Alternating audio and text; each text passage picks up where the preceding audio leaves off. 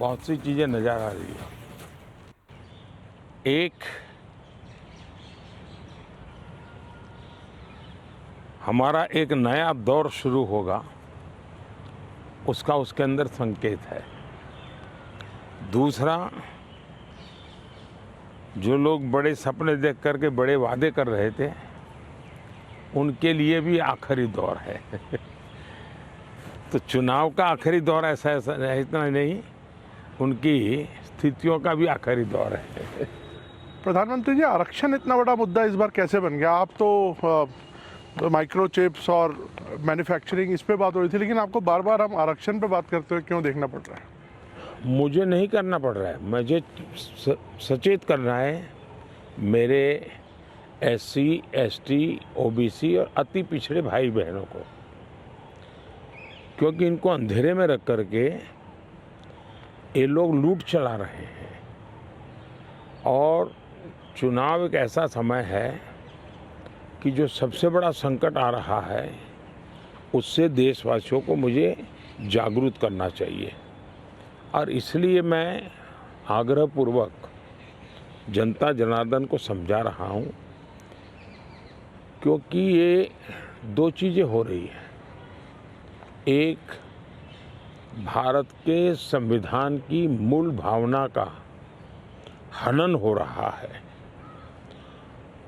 संविधान की मर्यादाओं को तार तार कर दिया जा रहा है, और वो भी अपनी वोट बैंक की राजनीति के लिए। अब मुझे याद है, मैंने हाउस में कभी कांग्रेस के नेताओं को सुना तो वो ये कहते थे कि PSU का प्राइवेटाइजेशन कर रहे हैं आप, तो आप आरक्षण मिटा देना चाहते हैं। अब रियलिटी तो है नहीं, गप्पाजी कर रहे थे। लेकिन मेरे सामने आया कि जो लोग इतने बड़े दलितों के हितैषी अपने आप को कहते हैं, आदिवासियों के हितैषी कहते हैं, वे हकीकत में उनके घोर दुश्मन हैं। इन्होंने रातों रात एजुकेशनल इंस्टीट्यूशंस को माइनॉरिटी इंस्टीट्यूशंस बना दिया। माइनॉरिटी इंस्टीट्यूशन बना दिया तो उन्होंने आरक्षण उसमें खत्म कर दिया। अब उनके अधिकार क्षेत्र में नहीं था, वैसा एक नियम बदल दिया उन्होंने, और यूनिवर्सिटी तक को माइनॉरिटी स्टेटस दे दिया। अब दिल्ली में ही जामिया मिलिया जो यूनिवर्सिटी है, उसको उन्होंने माइनॉरिटी बनाते, उसमें सारे आरक्षण खत्म हो गए। एडमिशन में भी नहीं, नौकरी में भी नहीं। और बाद में तो चीज़ें उभर करके आई कि करीब करीब 10,000 ऐसे इंस्टीट्यूशंस हैं जिसको इस प्रकार से आरक्षण के जो SC, ST, OBC का अधिकार था, वो पिछले दरवाजे से उसको छीन लिया गया है। संविधान की पीठ में छुरा भोंका दिया है।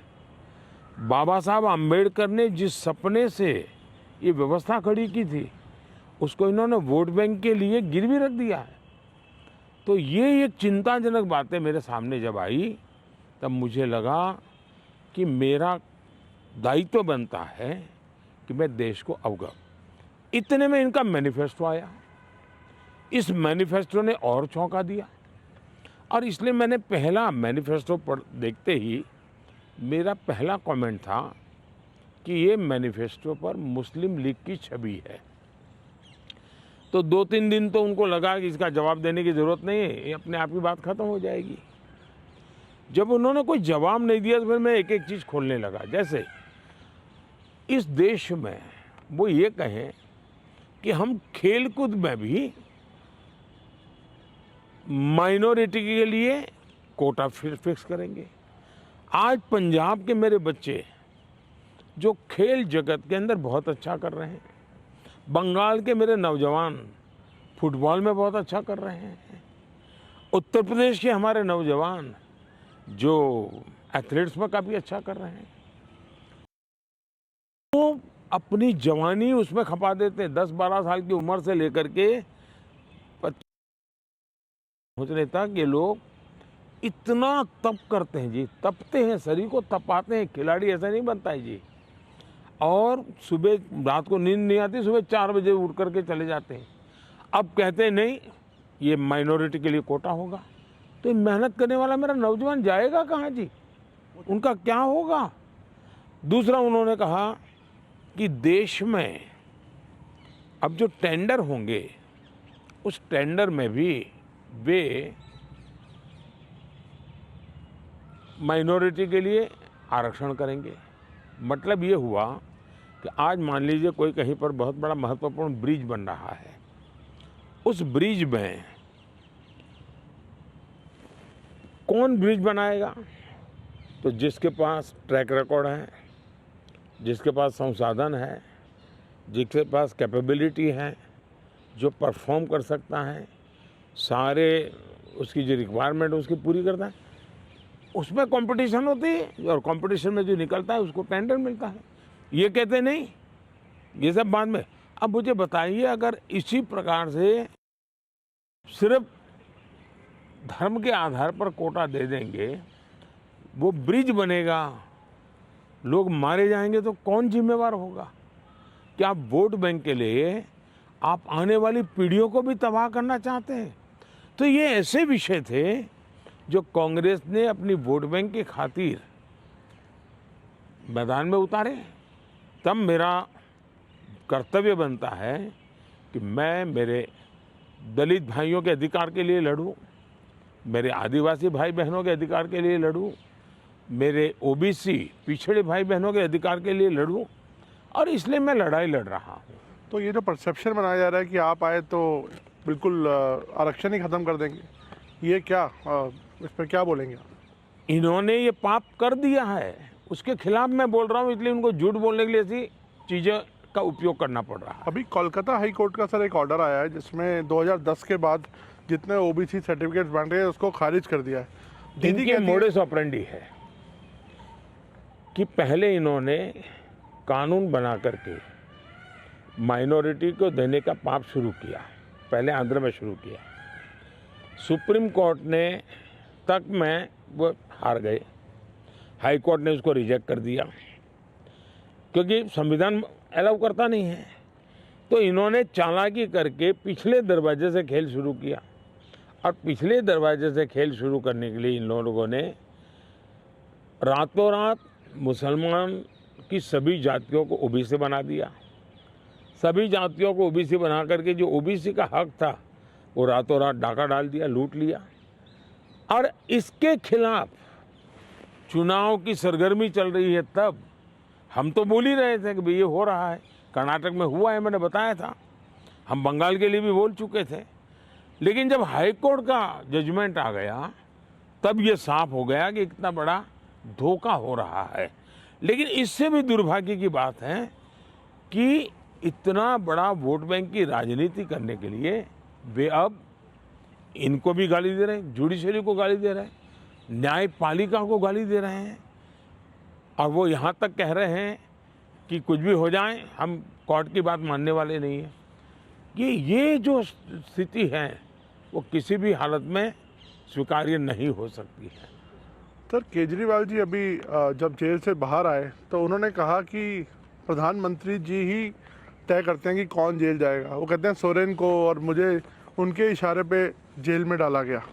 अच्छा होगा ये लोग संविधान पढ़ ले, देश के कानून नियम पढ़ ले, मुझे किसी को कुछ कहने की ज़रूरत नहीं है। सर इस बार चुनाव में हम देख रहे हैं कि एक पर्सनल अटैक्स बहुत हो रहे हैं, लाइक आप पर भी कई बातें बोली गई हैं और आपकी तरफ से भी कुछ लोगों को कुछ बोला गया है। तो पर्सनल अटैक्स किस लिए इस बार, आपको लगता नहीं ये शैली नहीं होनी चाहिए चुनावों में? जहाँ तक मोदी का सवाल है, मैं तो पिछले 24 साल से गालियाँ खा करके गाली प्रूफ हो गया हूँ। मौत का सौदागर किसने कहा था? गंदी नाली का कीड़ा किसने कहा था? और मेरे यहाँ तो पार्लियामेंट में एक दिन हमारे एक साथी ने हिसाब लगाया था, 101 गालियाँ गिनाई थी। तो चुनाव या चुनाव न हो, ये लोग मानते हैं कि गालियाँ देने का हक उनका ही है, और वे हताश निराश इतने हो चुके हैं कि गालियां देना, अपशब्द बोलना, ये उनके शायद जहन में है, उनके स्वभाव में हो गया है। प्रधानमंत्री और लगा रहा है कि ईडी, आईटी, सीबीआई इसका इस्तेमाल किया जा रहा है विरोधियों को दबाने के लिए। मेरा मीडिया को सवाल है कि विपक्ष ने आपको ये कूड़ा कचरा पकड़ा दिया, वो कूड़ा कचरा लेकर के आप हमारे पास पहुंच जाते हैं। मीडिया वाले रिसर्च करें कि भाई सरकार के लिए क्या सवाल पूछने चाहिए, प्रधानमंत्री को क्या सवाल पूछना चाहिए। जो कूड़ा कचरा फेंक रहा है उसको पूछो ना, भाई तुम ये जो कह रहे इसका सबूत क्या है, कानून नियम क्या है, उसको पूछो ना। उसकी आपकी हिम्मत नहीं है। लेकिन वो जो कूड़ा कचरा फेंकते हैं, वो कूड़ा कचरा लेकर के आप मेरे यहाँ आते हैं। ये ठीक है कि मैं रिसाइकल के मानता हूँ, तो मैं इस कूड़े कचरे का रिसाइकल करके उसको खाद में परिवर्तित कर दूंगा और उसमें से देश के लिए कुछ न कुछ अच्छी चीज़ें पैदा कर दूंगा, इसलिए वो तो मैं करूंगा। लेकिन सरकार क्या करती है? आज गांव के सरपंच को चेकबुक पर सही करने का अधिकार होता है, देश के प्रधानमंत्री को नहीं है। ये इतना नॉलेज नहीं है इन लोगों को। देश के प्रधानमंत्री के पास इस प्रकार का कोई अधिकार नहीं होता है। मोदी सरकार का मैंडेट क्या है? मोदी सरकार ने अपने अफसरों को कहा है कि मेरी सरकार करप्शन के विषय में जीरो टॉलरेंस। अब ये दफ्तर के अंदर बैठे हुए लोगों का काम है कि उसको लागू करें। और सचमुच में तो किसी ज़माने में 10 साल में मनमोहन सिंह जी की सरकार थी, 34 लाख रुपया पकड़े गए थे। 34 लाख रुपया मतलब एक स्कूल बैग में आप आ जाए। वर्तमान में ईडी ने 10 साल में 2200 करोड़ रुपया पकड़ा है। ये तो टीवी पर दिखता है, ये तो कोई झूठबाजी हो नहीं सकती है। अब जो 2200 करोड़ देश को वापस लाया है, ये उसका सम्मान होना चाहिए, उसको गाली गलौज होना चाहिए। तो गाली गलौज कौन करता है? जिसका पैसा गया है वो गाली गलौज कर रहा है। 2200 करोड़ जिसके जेब में से गया है, जिसने चोरी कर करके इकट्ठा किया था, वो पकड़ा गया, वो चिल्ला रहा है। इसका मतलब ये जो चोर पकड़े जा रहे हैं, इसमें जिसकी भागीदारी होगी वो चिल्लाएगा। मुझे थोड़े से अलग मुद्दे पर आते हैं। कश्मीर में हम इस बार देख रहे हैं रिकॉर्ड वोटिंग हो रही है। ऐसे ऐसे इलाकों में रिकॉर्ड तोड़ वोटिंग हो रही है जहां पर ऐसा सोचा नहीं जा सकता था। इस पर आपका क्या आंकलन है, आप कैसे देखते हैं? पहले तो मैं चाहूँगा कि कश्मीर की जो स्थिति बदली है उसके संदर्भ में सबसे तो पहले मैं मेरे देश के न्याय तंत्र को प्रार्थना करना चाहता हूँ कि अगर सरकार किसी काम को करने के लिए, उसका एक डिजाइन होती है, उसकी एक स्ट्रेटेजी होती है। ऐसी समस्याओं के समाधान के लिए उस स्ट्रेटेजी के तहत काम करना होता था। अब उसके लिए कभी मुझे इंटरनेट बंद करना पड़ा, कोई एनजीओ कोर्ट चला गया और वो बड़ा कोर्ट के अंदर बड़ा इशू बन गया। आज समझिए कि भले मैंने कुछ समय के लिए इंटरनेट बंद किया था, लेकिन आज बड़े गर्व के साथ वहाँ के बच्चे कहते हैं कि 5 साल से इंटरनेट बंद नहीं हुआ है, 5 साल से हमें सब सुविधाएं मिल रही है। कुछ दिन तकलीफ हुई, लेकिन अच्छे काम के लिए हुई थी। अब वो अदालत के अंदर जब विवादों में चढ़ जाता है, तब चीज़ें गड़बड़ा जाती है। तो ऐसे जो एनजीओ हैं जिन्होंने अदालतों के भरोसे लड़ाई लड़ना शुरू किया है, एक तो देश को उनसे बचाना बहुत ज़रूरी है। दूसरा, वहाँ का सामान्य मानवी जब मतदान करता है ना, तब वो सिर्फ किसी को जिताता ऐसा नहीं है जी। मतदान करता है मतलब भारत के संविधान को गले लगाता है। मतदान करता है तब भारत की सरकार बनाने में वो गर्व के साथ भागीदारी करता है। मतदान करता है मतलब कि भारत के सार्वभौमत्व के प्रति अपना समर्पण व्यक्त करता है। दूसरा, उनको विश्वास हुआ कि ये सरकार ऐसी है कि जहाँ फेयरनेस है, हम भरोसा कर सकते हैं कि ये सही होगा। और जब उसको ये विश्वास हो जाता है कि ये कोई हेरा फेरी नहीं हो रही है, तो वो पक्का वोट करने के लिए उत्साह से आता है। और उसका परिणाम है कि आज मतदान यानी 40-40 साल के रिकॉर्ड टूट चुके हैं। मेरे लिए बहुत सबसे बड़ी संतोष की बात है कि मेरे कश्मीर के मेरे भाई बहन, मेरे परिवारजन उमंग और उत्साह के साथ मतदान के लिए आगे आए। उन्होंने मतदान करके दुनिया को एक मैसेज दे दिया है। जो लोग आशंकाएं करते थे उनको एक मैसेज दे दिया है। सर, ये क्या विंडिकेशन है 370 को जो आपने हटाया, इससे क्या लगता है कि आपका ये विंडिकेशन है कि जिस तरह से अब 370 ये सिर्फ एक 5-4 परिवारों का ही एजेंडा था जी। ये न कश्मीर की जनता का एजेंडा था, न देश के लोगों का एजेंडा था। ये अपने फायदे के लिए ये 370 की ऐसी एक दीवार बना के बैठे थे ताकि कोई झोंक न पाए, और कहते थे 370 हटेगी तो आग लग जाएगी। वो कहते थे 370 हटेगी तो कश्मीर चला जाएगा। आज ये सत्य हो गया कि 370 हटने के बाद ज़्यादा एकता की अनुभूति हो रही है, कश्मीर के लोगों का अपनापन ज़्यादा बढ़ रहा है, और इसलिए इसका सीधा परिणाम चुनावों में भी दिखाई देता है, टूरिज्म में दिखाई दे रहा है। G20 समिट वहाँ होती है, बड़े शान से कश्मीर ने उनका स्वागत किया पूरी दुनिया का, और इसलिए ये कैसे झूठी दीवारें खड़ी कर करके देश को टुकड़ों में देखा गया, इसका ये उदाहरण है, और उसको मैंने ध्वस्त किया है। सर, वेल्थ क्रिएटर्स को लेके भी बातचीत, एक नैरेटिव आता है कि कभी राहुल गांधी जी बोलते हैं कि आप कुछ परिवार को आप बढ़ा रहे हैं, अभी आपने हाल में उनको बोला, तो क्या लगता है कि देश में जो वेल्थ क्रिएटर्स हैं उनको ही उन पर राजनीति होनी चाहिए? मैं फिर कहता हूँ, जो लोग ये कूड़ा कचरा फेंक रहे हैं उनको पूछो ये तुम कहाँ से लाए हो, उनसे बात करो भाई। आप उनसे तो कुछ पूछते नहीं हो, और इसलिए मैं समझता हूँ कि ये चर्चाएं उनके साथ करें तो ज़्यादा अच्छा होगा। सर, उड़ीसा में भी चुनाव होने हैं अभी हाल में, उधर आपकी देखा जाए तो काफ़ी अच्छे संबंध थे नवीन पटनायक जी के साथ, उन्होंने कई मुद्दों पर आपको सपोर्ट किया। अब आप लोगों का अलायंस नहीं है और आपस में एक दूसरे से लड़ रहे हैं, किस तरह से आप देखते हैं? हिंदुस्तान के सभी राजनीतिक दलों के नेताओं के साथ हमारे संबंध अच्छे ही हैं, और लोकतंत्र में हमारी दुश्मनी नहीं होती है, संबंध अच्छे होने ही चाहिए। अब सवाल ये है कि मैं मेरे संबंधों को संभालूं कि उड़ीसा के भाग्य की चिंता करूं। तब मैंने रास्ता चुना कि मैं उड़ीसा के उज्जवल भविष्य के लिए अपने आप को खपा दूंगा। उसके लिए मेरे संबंधों को मुझे अगर बलि चढ़ाना पड़ेगा तो मैं उड़ीसा की भलाई के लिए बलि चढ़ाऊंगा, और चुनाव के बाद मैं कन्विंस करूंगा हर एक को कि भाई मुझे किसी की दुश्मनी नहीं है, लेकिन 25 साल से उड़ीसा में प्रगति नहीं हो, और सबसे बड़ी चिंता ऐसी है कि कुछ एक ऐसी टोली है जिसने पूरे उड़ीसा की व्यवस्था को कब्जा कर लिया है। ऐसा लगता है पूरी व्यवस्था को बंधक बना दिया है, और जब इतना बंधक बना दिया है तो बहुत स्वाभाविक है कि उड़ीसा अगर उस बंधनों से बाहर आएगा तो उड़ीसा खिलेगा। उड़ीसा की अस्मिता का सवाल है। इतने प्राकृतिक संसाधन है उड़ीसा के पास, एक समृद्ध राज्य के गरीब लोग देख करके दुख होता है। हिंदुस्तान के समृद्ध राज्यों में उड़ीसा है, इतनी प्राकृतिक संपदा है, और हिंदुस्तान के गरीब लोगों के राज्य में भी उड़ीसा है। तो इसके लिए सरकार जिम्मेवार है, और इसलिए उड़ीसा के लोगों को उनका हक मिलना चाहिए, उड़ीसा को उसकी अस्मिता मिलनी चाहिए। उड़ीसा का भाग्य बदलने वाला है, सरकार बदल रही है।